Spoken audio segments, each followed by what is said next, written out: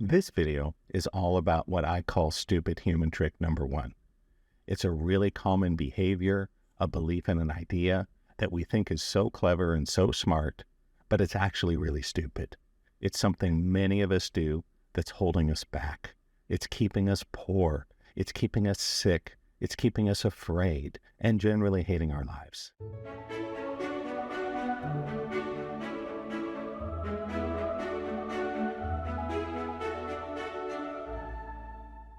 My name is Brent Michael Phillips. I am the founder and creator of the awakening dynamic system of energy healing and higher consciousness. And I'm here with this, which is video number one in our series on stupid human tricks. Now, before we go any further, I want to be crystal clear. I'm not calling humans or people that do these things stupid. No, the tricks are stupid. And this term is inspired by a David Letterman skit back in the 80s called Stupid Human Tricks. I thought it was hilarious. I loved David Letterman back in the day. And so, again, I'm calling the tricks, the behaviors stupid, not the people. Lots of intelligent, educated, wonderful, amazing, successful people do these things, and it's holding them back. And I've made this series to shine a light on it, because I've spent almost my whole life doing these exact dumb things, and I'm hoping to help you not do them. Fair enough, fair enough. So let's get into it. What is stupid human trick number one? And so here it is. It's confusing the true source of something with the delivery vehicle. Now, I know that's a little bit abstract, and this is a really powerful metaphysical principle. So I'm going to lay it out for you step by step using simple words and language that I think just about everyone can understand. So what do I mean by that? What do I mean by we're focusing on the delivery vehicle rather than the source? Well, let me give you a metaphor that comes out of one of my programs called Unleash Your Inner Millionaire. And if you're curious, there's a link in the description. Check it out. I think it's awesome, but I'm kind of biased, right? I wrote it, so I think you'll think it's cool. So here it is. Imagine you're hanging out with your buddies and the alien mothership lands in your backyard and the aliens come out and you're like, whoa, guys, awesome. The aliens are here, right? So you go out and talk to the aliens and they're like, welcome, Earth humans. We are here to learn about your society. And you're like, hey, man, that's cool. Come on in. You know, we just ordered a couple pizzas. And so the aliens are hanging out. And then the aliens look out your front window and they see a guy in a funny little car with a pizza delivery sign on it, drive up to your house. And he comes out, knocks on the door, and hands you some pizzas. And you share it with the aliens, and they're like, oh my gosh, we love Earth food. Pizza's amazing, right? So you have a great time. At the end of the night, the aliens take off to go on to their next thing, whatever it is aliens do when they visit Earth. And the next day, though, the aliens get hungry. And they're like, hey, let's get some more pizza. It was delicious. So here's the thing. The aliens had no idea that you had called the pizza place 30 minutes before and placed the order and gave them your credit card. Or, you know, maybe you did it online, whatever, right? All they see is that people were hungry, so a guy in a funny little car pulled up to your door and handed you pizzas. So the aliens go, ha, if we want to get more pizza, we just got to go find a guy in a funny little car with a pizza sign on it and get pizza from him. And so the aliens are running around the neighborhood trying to find a pizza delivery car. Now, you can see how that's not going to work out so well, right? Of course. First of all, if it's in the morning, there's probably no one out. And even if they did find a pizza delivery car, they'd somehow have to get them to slow down and stop, and then they'd have to threaten or bribe or intimidate or seduce or something to get the pizza. Why is that? Well, this is the whole point. If you're running around trying to find a pizza delivery car to get pizza, you have confused the delivery vehicle with the source. That's the point of this video. And of course, it's not about pizza, right? Of course not. It's just a convenient metaphor to understand the principle. And so, in our little story here, what's the source of the pizza? It's pretty simple. You called the pizza place, gave an order, gave me your credit card, and 30 minutes later, boom, guy in a funny little car shows up at your door, hands you pizza. But the aliens don't know that. So instead of going to the source, they try to manipulate the delivery vehicle. That's what I want you to see. And if you do that, You're not going to have consistently good results, are you? Of course not. Every now and then you might get lucky. You might flag down some pizza delivery guy who had a couple extra pizzas or whatever, and he might give them to you or trade for them. But you're not going to get very much pizza, and certainly not when you want it. On the other hand, if you learn how to call the pizza place and give them your credit card with an order, you can have pretty much as much pizza as you can afford, consistently, reliably. And so this is why I call this stupid human trick number one, because all of us think we're being so clever. Let me relay this to you in a way that I think will be a lot more impactful and practical for your life. And it's this: the source of your money, your prosperity, is not what you think it is. Most people think the source of their money is their job, or their investments, or their family, or their bank account, or maybe government benefits, or something like that, right? No, those are all delivery vehicles. That's what I want you to see. Those are simply the physical means by which money shows up in your life.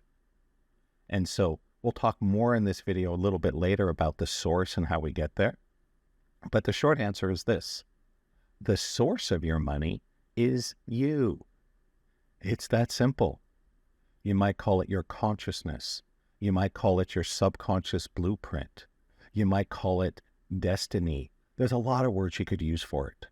But ultimately, you are the source. And again, your job, your investments, your family, your government benefits, your pension, your rental income, your gambling winnings, whatever it is, those are merely delivery vehicles. And so what I want you to see is, do you see how so many people in our world think they're being so clever trying to get more money by manipulating the delivery vehicle? I saw one well-known financial advisor. He was in the news for claiming that, oh, millennials are dumb because they're never going to get rich because they spend all their money on expensive coffee and avocado toast. And that makes me kind of cringe, because it gives the impression that, hey, if we can just manipulate our money better, force the universe to give us more and make ourselves spend less, then somehow it'll make us rich. Brent says, it does not work that way. Now, we also want to be practical and real here. Of course, there is some importance to the delivery vehicle. For example, if you want to get a better job to make more money, you should probably polish your resume. You should probably be looking for jobs, going to networking events, things like that, right? Of course. Similarly, when you order a pizza, you better be there to open the door when the guy arrives.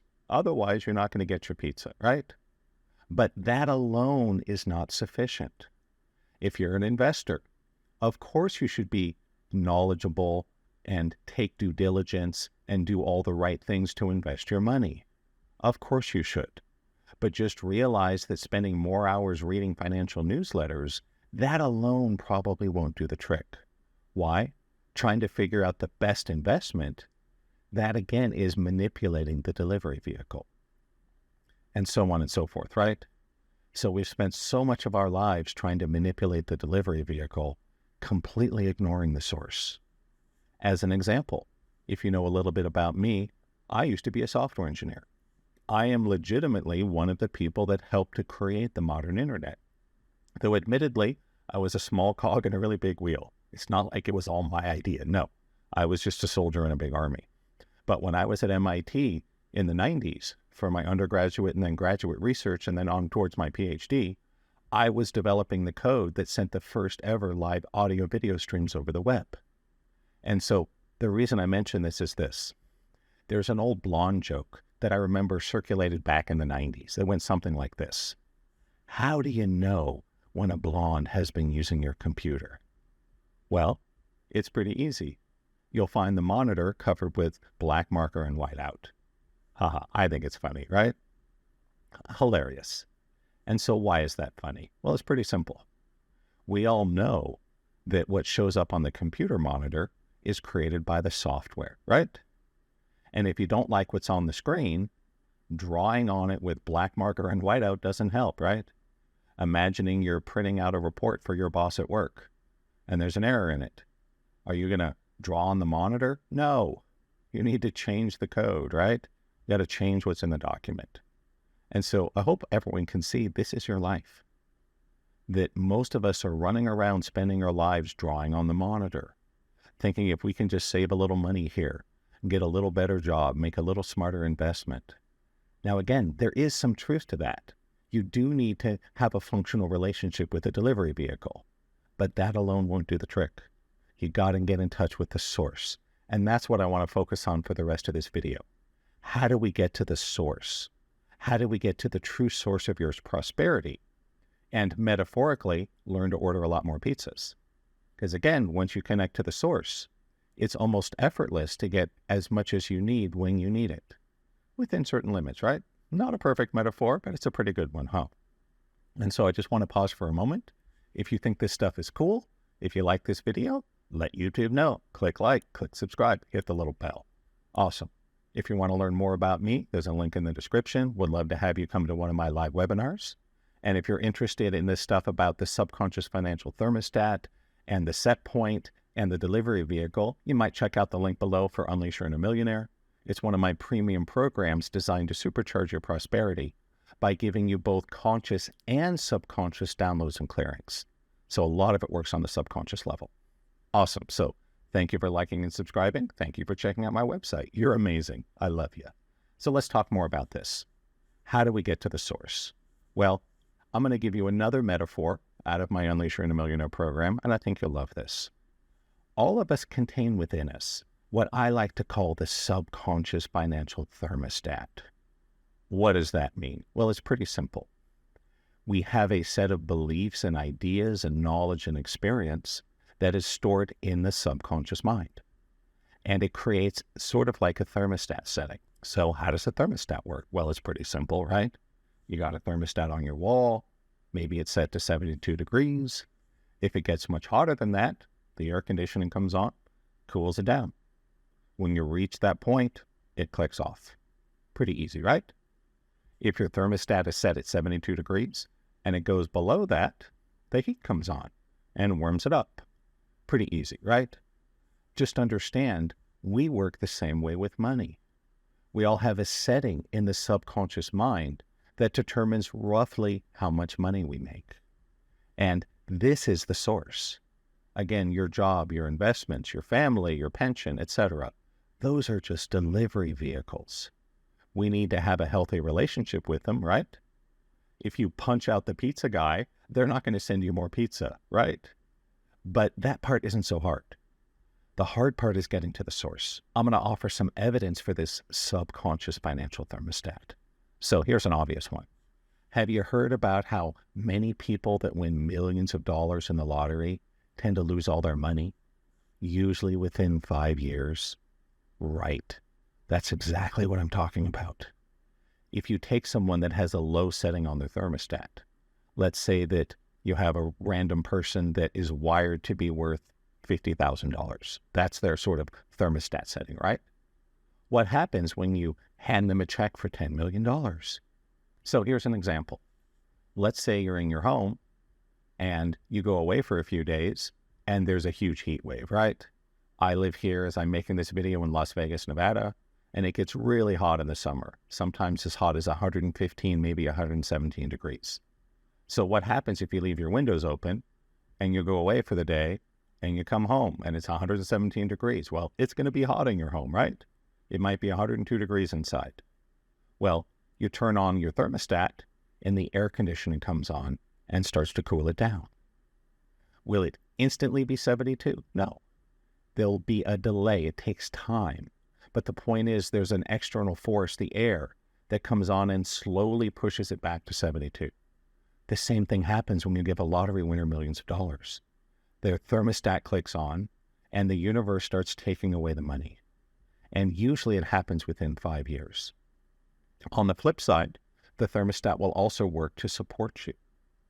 And so if you end up having way less money than you're programmed for, if you go bankrupt or go through a divorce and you end up losing everything, you will not stay broke forever because the heat will come on and the universe will send you more money. It's really interesting that when I look at my life, did you know that The last salary I took as a software engineer in the 90s was identical to the dollar to the first full-time salary I started taking 7 years later when I got my healing business going. It wasn't an intentional thing. It's just how it worked out. That's the thermostat. You may have heard about professional athletes. Many of them tend to lose their money and go bankrupt, usually within 5 years of retirement. And so it seems that the thermostat works on a roughly 5-year time scale. That if you end up having more money than you're programmed for, you'll lose it. If you have less money than you're programmed for, it will show up. I lost an enormous amount of money to financial fraud that bankrupted me. I went from being worth over $1 million to zero pretty much overnight. What's crazy is I made all that money back in about 5 years. And you will too. It's how it works. I had a buddy in the 90s who was actually my boss for a little while when I was doing software contracts. He went from making $180,000 a year to being laid off. His wife left him. He ended up being homeless for almost a year and a half. But what he told me was, Brent, when I got over my pity party and got cleaned up and got a job, was he making $180K overnight? No. But within about 2 years, he was right back to his old lifestyle. So again, roughly 4 or 5 years. So that's how it works. The source of your money is you. It's your subconscious beliefs, your attitudes, how you think about things, how you tend to take action. That's the source. Your job, your investments, your pension, your family, they're just vehicles. And what happens if the pizza delivery guy quits? There might be a short time when you can't get pizza, right? But the pizza restaurant manager or owner will hire a new person. And the thermostat is the same. When you go to the source, you'll have a pretty reliable way of getting what you want consistently. Yeah, there'll be interruptions, sure, but they'll be temporary. But over the long term, you'll be golden. So what do we do about this? What do you do if you want to raise your thermostat setting? How do you change you to go to the source to get more money? Well, there's a lot of ways. Hanging out with wealthy people, educating yourself, changing your attitudes. But I think the most important thing is getting into your subconscious. That's why it's called the subconscious financial thermostat. You need some kind of knowledge, technique, ability to look inside yourself and find these subconscious codes, these beliefs, attitudes, traumas, behaviors, perspectives, and change them so you will be a greater source. There's a lot of ways you can do it. If you want to work with me, check out the links below. If you're a good fit, I'd be happy to work with you. You might check out my Unleash Your Inner Millionaire program. It has Formula for Miracles and coded block clearings to help you clear common subconscious blocks to prosperity. If you want to come to my trainings, that's an option too. But I'm not here with any kind of sales pitch. I just want to give you options. Work with a hypnotist, work with a good life coach, find a good energy healer. Find a way to get into your subconscious and change you, because you are the source of everything in your life, not just your money. Money's just an easy thing to talk about. You are the source of everything.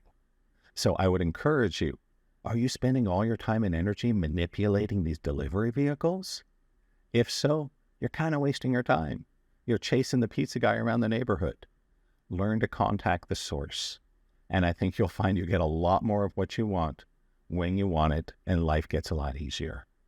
I like to say, I hope you find this video to be some combination of educational, entertaining, and transformational.